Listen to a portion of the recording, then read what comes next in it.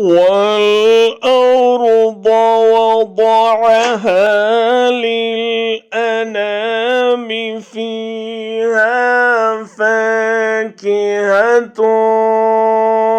وَالنَّخْلُ ذَاتُ الْأَكْمَامِ وَالْحَبُّ ذُو الْعَصْفِ